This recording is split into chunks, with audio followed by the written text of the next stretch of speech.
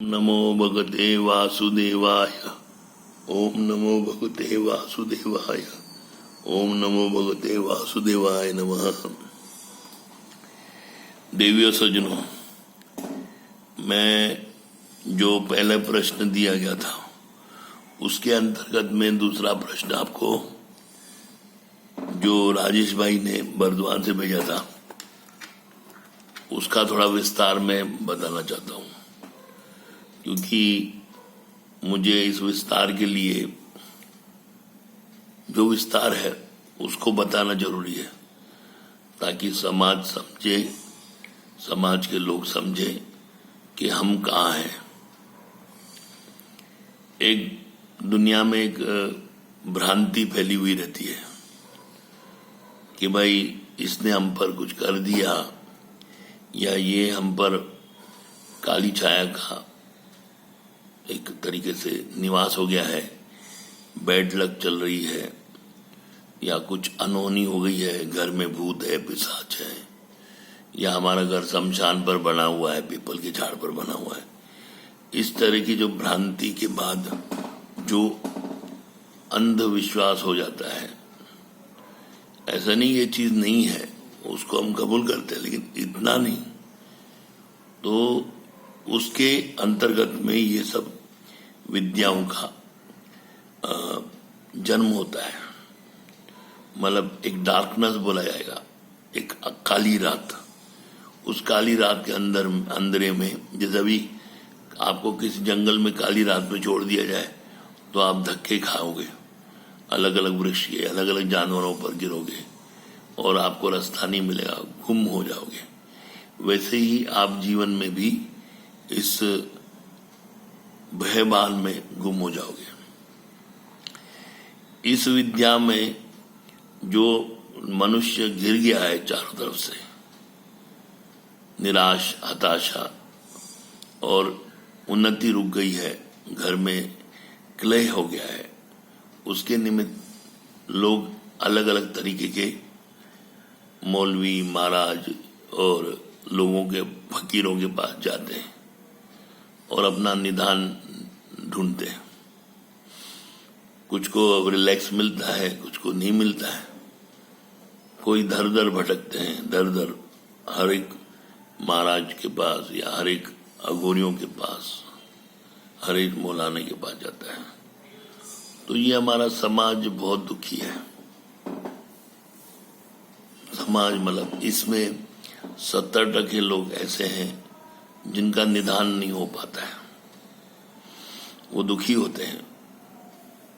वो कर्म जन्म बंधन नहीं समझते, वो समझते हैं कि फलाना शत्रु है, फलाने की दृष्टि है, फलाने हम पर कुछ कर दिया है। इस तरीके की भ्रांति में रहते हैं और उस भ्रांति को आग देने का काम वो जो जवाबदार पुरोहित, महाराज, पंडित, मौलाना जो भी है वो होते हैं। ये चीज है, ऐसा नहीं कि नहीं है, उसको धिक्कारा नहीं जा सकता, लेकिन उससे निकलने का भी समाधान देना चाहिए। तो ये लोग क्या करते हैं कि भाई निकालने का काम नहीं मालूम है। जैसे पैथोलॉजी में ब्लड टेस्ट होता है, ब्लड टेस्ट होने के बाद आपकी रिपोर्ट आती है, वो रिपोर्ट डॉक्टर पढ़ेगा, पैथोलॉजी वाला इलाज नहीं करेगा।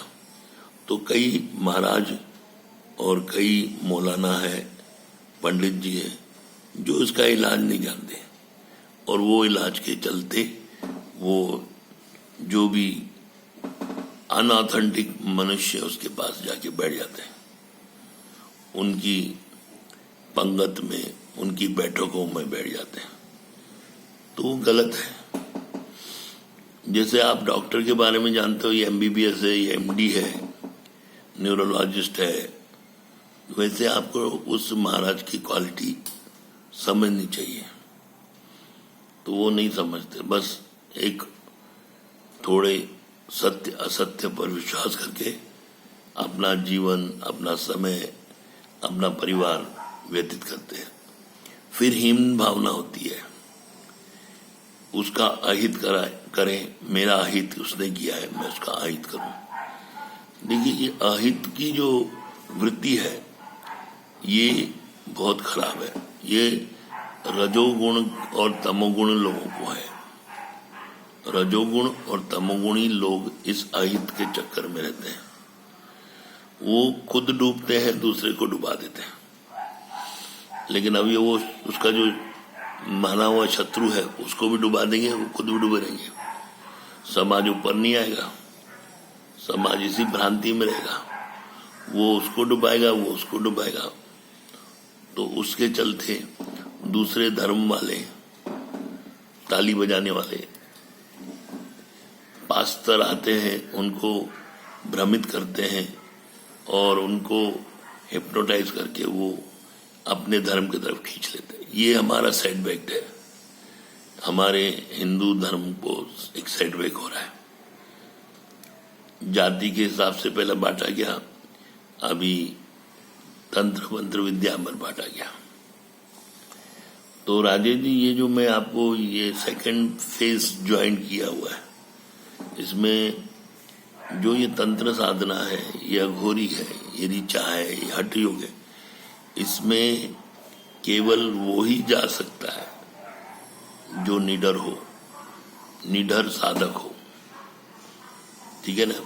जो संसार से जिसका कोई वास्ता नहीं हो, न माया से, न पैसे से, न कुछ, वो आपकी उस काम को कर सकता है। जो आपको डिमांड करे 20,000, 15,000, 25,000, वो नहीं है।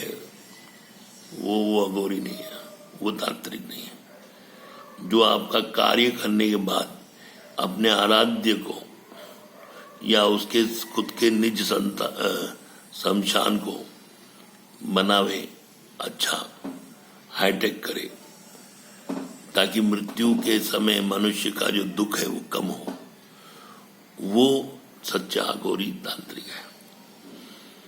भैरव लोगों का कल्याण करता है, दुष्प्रभाव दूर करता है। कुष्ठमंडक, अनिष्ट देवता सब प्रकार के कष्ट दूर करते हैं। महाकाली, बगला माता ये बेटी है। इन्होंने पांडवों को जीत दिलाई कुरुक्षेत्र में, शस्त्रों में बैठ के। तो आप समझ लीजिए कि जो ये देवियां हैं, ये किसका अहित नहीं करेगी। तो आप समझ लीजिए, और किसी भी प्रामाणिक गुरु के शरण में अच्छी तरीके से समझिए। नमस्ते, हरे कृष्णा।